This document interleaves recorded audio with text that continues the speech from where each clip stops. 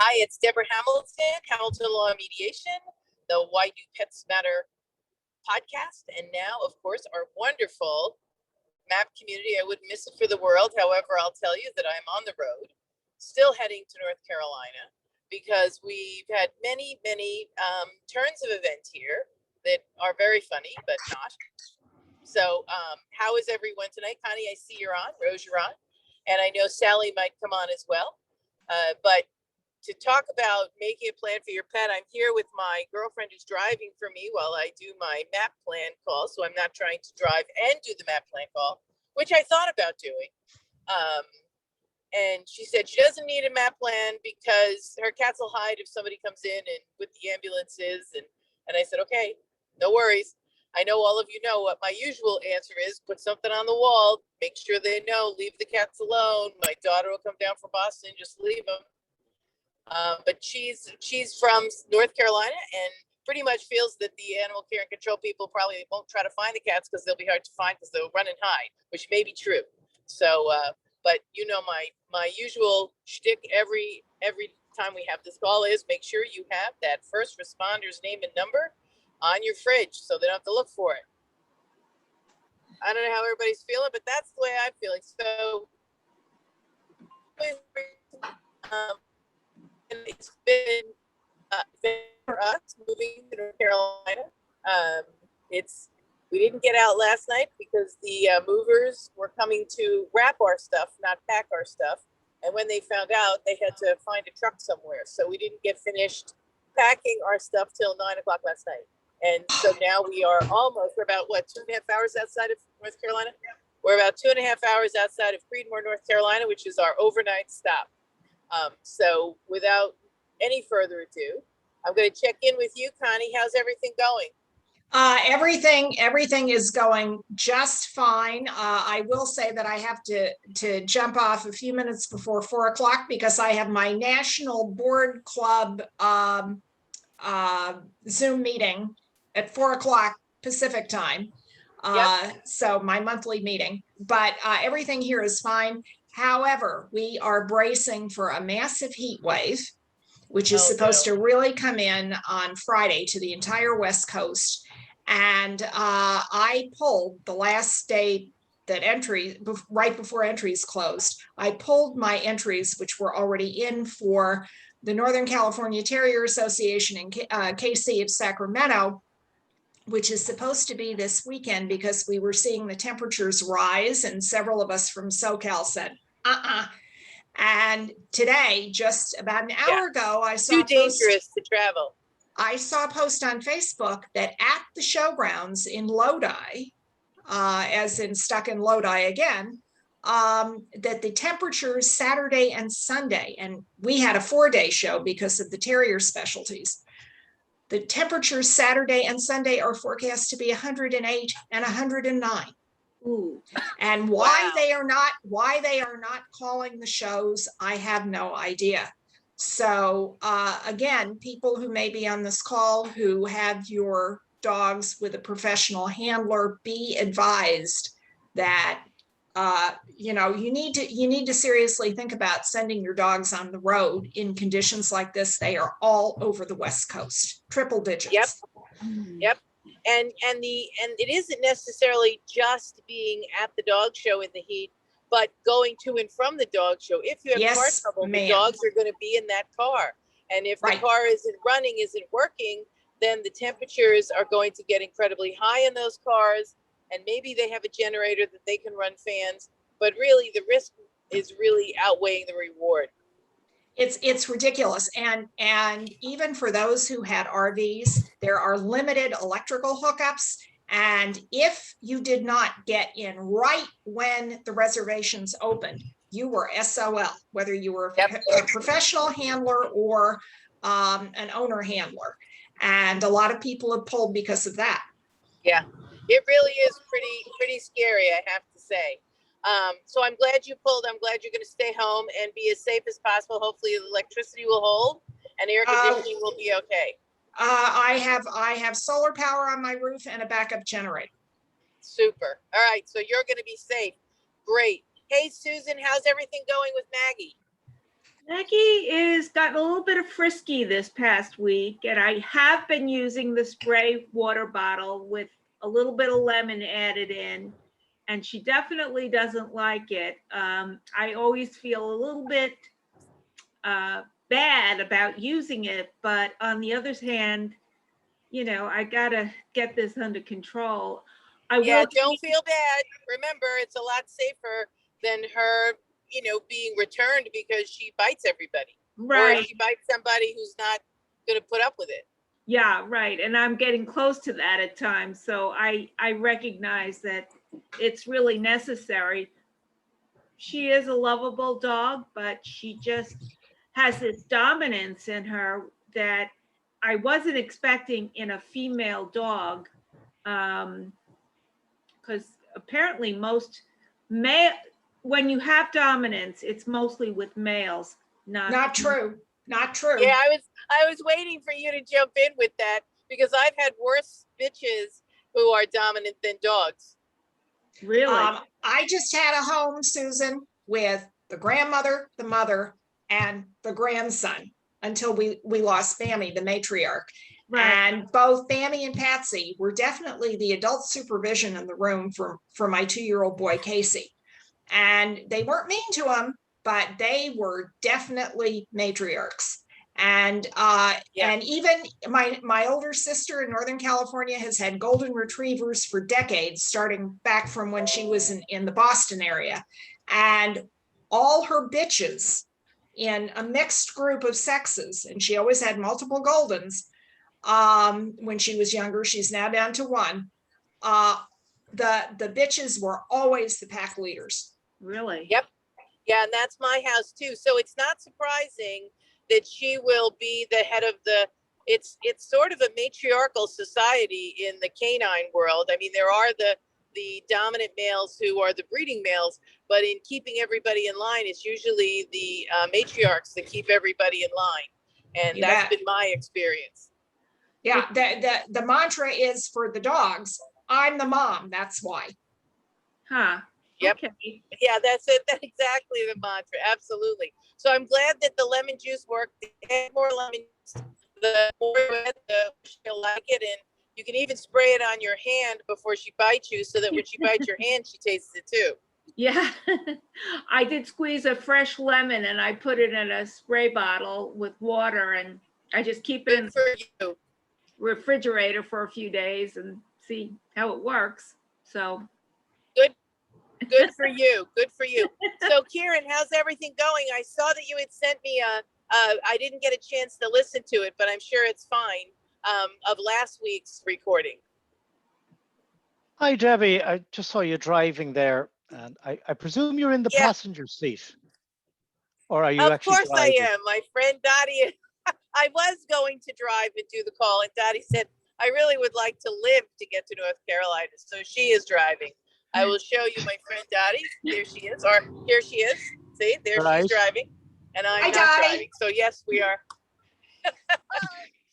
So That- we're on our way to North Carolina, and the MAP plan was well used this week. But tell me, Kieran, how's everything going? Everything is going, I think, to use that last word in the MAP plan, everything going according to plan. Good. So Good. a little bit of very good news came in this evening, which was, I think back a few months ago, I was sort of hinting that, you know, we have the story of the book, but we also have these great illustrations by a world famous artist. Right. And the goal back many months ago was that we could get to a situation where the prince would travel the world as part of a traveling exhibition. So we have very good news this morning. A gallery in San Francisco in the Bay Area, wherever that is. San Francisco Bay, know it well. Right, right. Are basically going to sponsor the first exhibition of the Prince. Wonderful. Wow. So- Congratulations. Bravo. So as I say, it's quite funny with this now. It is really taking a life of its own, and it's. I never thought a small terrier would have so much energy to go around the world so quickly, but that's how it goes. Oh, absolutely. Well, it's such a great book, and it's such beautiful illustrations. Mhm. So And that's Kieran, the Bay Area has a fabulous dog community. In fact, I have tons of Wheaton friends up in Northern California. So you have a very robust audience up there. Of That's dog fantastic. lovers and art lovers. That's right. Both. Perfect. Well, Connie, I will. I'll get the details of the gallery and the sponsors to you in the next couple of days, and we can- Please. Yeah. I will be able to check them out with my Wheaton peeps and also do a little scouting around on my own for you. Oh, lovely. That's right. Lovely. Remind us, give us all the info so we can share it with our San Francisco people, because I've got a ton in San Francisco as well. Debbie, how far is San Francisco from you? From New York, it's 3,000 miles. Yeah. It's across the continent. Right. From North Carolina, about the same, I guess. Only I'm probably closer to Connie in North Carolina going straight across You are. than to San Francisco. Right. That's like the other end of the world in European Yeah, terms, anyway. Exactly. It's pretty much the other end of the world. But I'm so happy for you. That's fabulous. Yeah. So that's all the Great pieces of the jigsaw are falling together. So it's Will the book be on sale there as well, or just the prints will be shown? No, I have a very definite structure in mind, which is we'll get a limited number of rescue shelters, limited number of veterinary practices, microchipping companies, and other welfare businesses to sell the book on their website. So it will never be on Amazon or anything like it. Right. And the idea is that any money that's that's made from it stays within the dog welfare community. Wonderful. And Good. the idea is that the art galleries will have something quite special, because the artist is indeed a big name in the art world. And it's this sort of synergy to keep it going, keep it moving. So you see, if it, I suppose the logic is, if it was an Amazon, it might be a one-hit wonder for a couple of months and that's it. But the structure I'm looking at is to keep it there year after year after year. Fabulous. Well, this is really wonderful, and it'll probably go from art exhibition to art exhibition around the world. So this is really good news. Yeah. And the book will be available as well, right? Or no, just the art will be exhibited? Well, the book is online at the moment, but you know, the way things are going, I don't. We'll talk about this probably at Christmas time, and it might have a different life of its own. So Okay. we'll see where it goes. We'll see where it goes, but it's Fabulous. Fabulous. Well, to catch you up, so Sally can't get on because there must be really terrible storms where I left in Connecticut. She's on. Sally is on. Oh, she's on. She's on. Yay, Sally's on. Yay. She's So, mute. You're muted, Sally. Oh no, he's good. Oh, sorry. Sally, how is everything going now that you are home with 2 dogs after everything that we went through this week? What a story for the MAP plan, and I'll let you share it if you want. I'll let Deborah, I mean, nobody would believe it. I mean, you talk about the MAP plan. We went from person 1 to person 2, person 3, back to person 1. And Yep. we're still kind of in a holding pattern here. So I have Deborah's Roxy and Deborah's Athena. And there's a little bit of conflict going on during the huge storm. Roxy was very frightened. And so I gave her her favorite toy and put a bed into the downstairs bathroom, which has no windows and is very quiet. And Athena is really not afraid of thunderstorms, but she ran right in and took the bed so Roxy couldn't get into the bathroom. So Roxy sat on my lap and Athena. Because that is Athena, yes. Yeah. And so then so I had one dog in the bathroom who was not afraid of storms and one dog on my lap holding her toy. But Yes. we made it through. We made it through, and today is another day. So. Oh my goodness gracious. Yes, absolutely. The MAP plan came through because something came up and Sally had called and said she might not be able to take Roxy. And I said, no problem. So we set up things on the way down to North Carolina, how we were going to have Roxy stay with my friend Kathy McNamee and then maybe go over to my friend Carolyn. So it was all set up. And then thankfully the winds changed and things got a little bit easier. And so Sally called at the 11th hour and said, would you consider letting me have Roxy? And I said, only if it won't put one more thing on your plate. And she said no. And I said, okay, fine. So then we rendezvoused. And of course, I forgot 2 things, which I mailed to her today. And Roxy is where Roxy wants to be. You know, when you pick alternate places for your dogs to go. So, right, we have the 10 Ds. And you have to have caregivers and you have to address the needs of your pet. So I know that Roxy would prefer to be with Sally and Gordon all the time. However, if something comes up in Sally and Gordon's life that makes it impossible for them to watch her, then you have to have those other caregivers, which were in place, which stepped up, which said, no problem, we'll be there. And so I know everybody thinks that I'm a little bit of an alarmist, but if anything else could have gone wrong in the last 5 days before I left for North Carolina, it would be impossible, I think. Right, Sally? You'd say it was almost impossible that one more thing could go wrong. I think out of all the Ds, we hit maybe half of the Ds. Yep. We hit half the Ds with the last 5 days of my leaving. And it was interesting because, you know, even when we were, you know, thinking about what was going on and how we were going to make the difference, it was always with an air toward making sure the people and the pets were safe. That was what was most important to everyone. And making sure that Sally wasn't burdened and to make sure that Roxy was in a good place that would keep her safe. It really is something you do need to think about before it occurs. I mean, we're now having so many wildfires.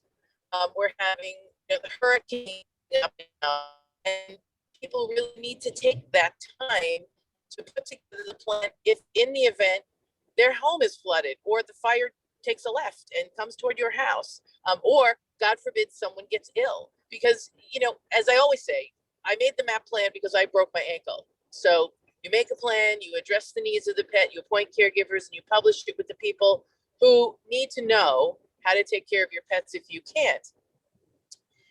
And then I realized when my husband got sick and broke his shoulder that the MAP plan was just as important for me when I was well and having to take care of my husband as it was when I was sick. And so it's not simply a plan for you when you get sick, but it's a plan for you when someone you love gets sick, and you really have to make sure you're available for them. And so having this plan in place gives you the opportunity to have people to reach out to take care of your pets. So Sally, I know you reached out to your 3 people, and all 3 people sort of said, you know, 1 or 2 dogs, it's okay. And it tended to make you feel as if this was a doable thing. Yeah, exactly. And if worse comes to worse, they said we can crate them, you know, because they realize both dogs consider cats prey. And so my number 1 person said, you know, if worse comes to worse, I'll come over and get both dogs. I'll crate them and let them out to run in the yard, but they have to be crated in the house Right. where my cat lives. So that was a good And solution. both of them love crates. Yeah, Yes. and both of them love crates. Crates are not a punishment to them. They don't think like, oh my God, how horrible are you? You put their puppy cup in the crate, they go in, they lay down. I mean, I don't know how many times Roxy has jumped into the truck in the crate and slept there while I was doing gardening because she'd rather be out.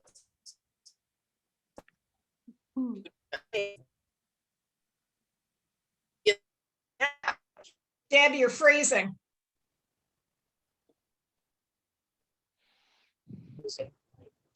Driving through a dead zone again. Oh yeah, I am. Here I am. I'm back now. Sorry. All right. Did you hear the last thing I said? I'm sorry. I'll repeat myself. No. Okay. So the dogs would rather be in crates than be out if they're with you. So they know, my girls know that crates are not a punishment. It's somewhere where they go to sleep. You put their puppy cup in and they're happy. So that's why, you know, crates are really a great option.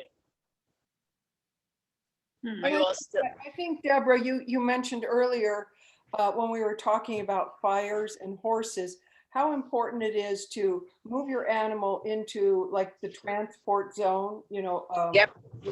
trailer for the, when there's smoke, and into a crate, so they're not fearful. It's something they've done before. And I think that's very important that you do that. When everything is calm and normal, then you go into the crate, or if you go into the horse trailer and you have a campfire, so they smell the smoke. This isn't only under a panic circumstance. Right. And they feel that energy from you all the time. In fact, when Connie was talking earlier about the heat, you weren't on yet, Sally, about the heat that's going to be at the dog shows in California this weekend, she decided to pull her entries because there's just too much possibility of animals being injured, both at the show site, on the way to the show site, on the way home. And Dottie told me earlier this afternoon that a horse passed away in his trailer at NC State's vet college because we don't know why it was left in his trailer that long, but it suffered severe heat exhaustion. Yep. And it was about 10 years old. And Sally, It was 10 years ago. Sorry, it was 10 years ago. It wasn't recent. Sally, before you got on, and I was talking about pulling my dog from Northern California along with several friends here in SoCal. The forecast temperatures up in Lodi, southwest of Sacramento, are supposed to be 108 on Saturday and 109 on Sunday. We're due for another massive heat wave hitting the entire West Coast this weekend. I have actually seen dogs go down at dog shows, both in conformation and obedience from heat exhaustion, heat intolerant breeds, mine and others. Yep. And you got to get them to a vet immediately. Yeah, I actually, even just walking the dogs this afternoon, they were very hot, and I only walked them a very short distance, but I chipped up ice and gave them little ice chips. And then I put a cool cloth around their on the the pulse points on their necks. Exactly, the pulse points and the pads. I'm certified in canine first aid, and that was one of the first things we learned. Yep. And you put some alcohol on their feet too, will cool them off. Yep. Yeah. Yep. It really is important to understand and know the ramifications of heat with animals, but that's part of the, we're going to have, I guess, desert situation is another D in the D's, because if it's going to be desert-like, make sure you take along things to make sure your pets are safe, because that's the most important thing. There is nothing worse than being stuck with your pets with no ability to provide them shade or water. Are you there? Did I freeze? Oh, good. No, we're still here. Another D is in disaster. That's in all the news headlines. Is of course the collapse of the Champlain Towers in Surfside, Florida. And Wheaton, friend of mine, who in fact has a nephew of my girl Patsy, who's asleep at my feet here, and has started showing. After the COVID shutdown abated a bit, lives in a Miami high-rise. He's an attorney, single, lives in a Miami high-rise that is late 1990s vintage, but they are undergoing massive structural engineering evaluation to make sure that they're okay. But there are hundreds of buildings like that in Florida where the building code is very lax compared to California, especially since we're in a seismic zone. But we are also undergoing massive evaluations of high rises here in the metro Los Angeles area for just that reason. So if you have to evacuate, even if your building is suspect of needing major structural repairs, where the heck do you go with your dog? You got to have a plan. Yeah, you really do. And the hurricanes are coming. So don't think that it's not going to be the hotels a mile or 2 or 3 inland. You might have to go 10 miles inland. You might have to call a friend in the next state to see if you can go, because it really is important to set that up and make sure. So again, for those who are listening, maybe for the first time, the D's start with, and I'm sure all of you will correct me if I forget one, but it's death, which is the one everybody plans for in their will, which is absolutely not enough, because you never know if you're going to die. And if you don't die, none of those plans come to fruition. I say this every week. Disability, delay, disease, disaster, dementia, divorce, deployment, and data. Things can go wrong with your data. And there's another one. Disability. There's another one. What? Disability. I don't think Disability. Perfect. Absolutely. Thank you. Thank you, Kieran. So I'm glad that my peeps remember all my D's, because we add to them almost every week because we think of stuff. So now we're going to add desert, because desert-like conditions, if you live in a desert and things get really, really hot, you have to know what to do to take care of your pets to make sure they survive. It is imperative. So in this trip to North Carolina, we've had many things to prepare for. So we were putting our truck together. They finally brought the truck to put all the furniture in about 3 o'clock in the afternoon, when they were supposed to be there at 8 in the morning. But who can tell time? And then at 5 o'clock in the morning, the angels let the skies open with such a deluge of that thunder and lightning that Sally was talking about last night that frightened Roxy. Well, we lived through it, trying to finish packing up our stuff. So we finished packing our stuff at like 9 o'clock at night, and we decided we're just going to get a good night's sleep and start in the morning. So that's what we did. So we pushed off around 9:30 this morning, and we've had a pretty uneventful, even through Washington, D.C., a pretty uneventful trip with very little traffic.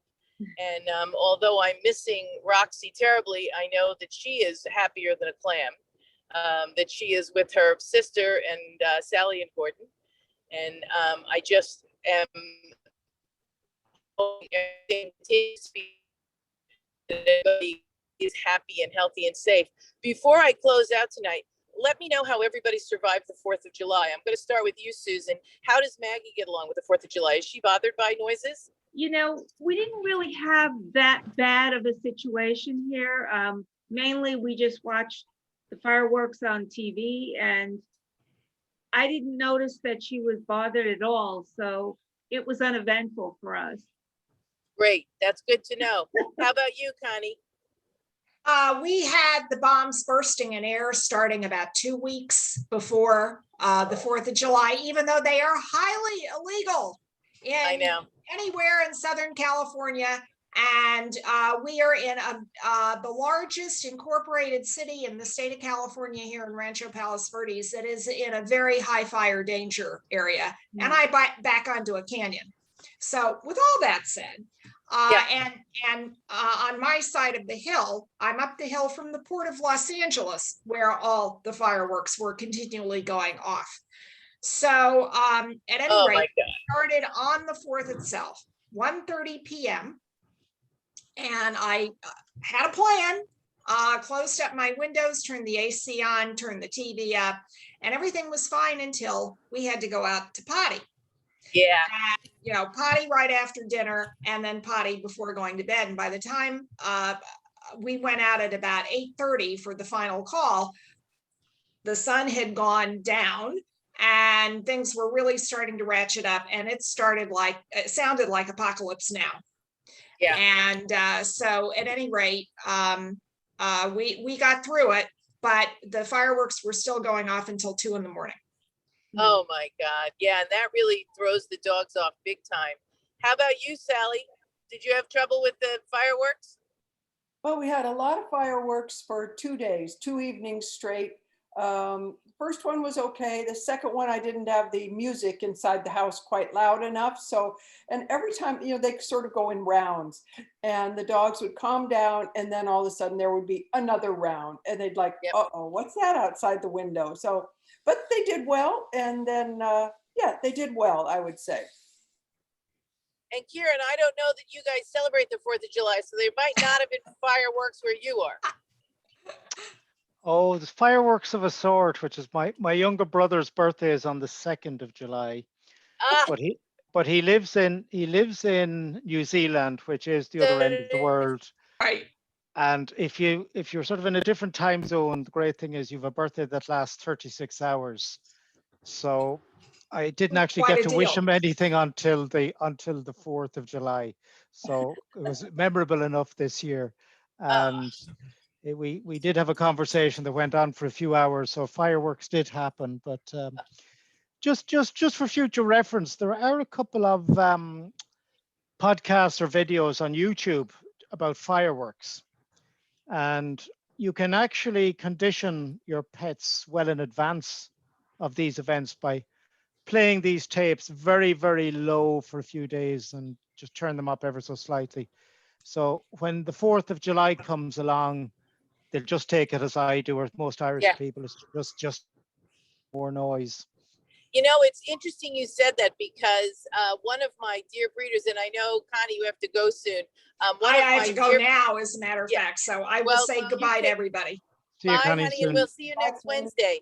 But a friend of mine who's a Vizsla breeder actually plays fireworks when the puppies are in the whelping box, so that they hear them in the whelping box very low, but she plays fireworks bursting in air. And so when fireworks happen later on in their life, it's a noise they've already heard. And I know that I do that when the dogs are in the whelping box as well. I have not done it 10 years ago or 12 years ago when Roxy was born in Kansas, so I didn't have her in a whelping box, but I had Athena, and I did not play them with Athena. We played a lot of bagpipes and garbage trucks, but we did not play fireworks. But now I think we're going to add fireworks, because that's one way to desensitize them when they're very young, that it's a noise that's normal. And you're right, Kieran, if you play it at a certain level, it becomes normal. So it really is important. I'm so glad you guys are here. I'm sorry for this very interesting, and you've seen the sky and all the buildings on your way through Virginia.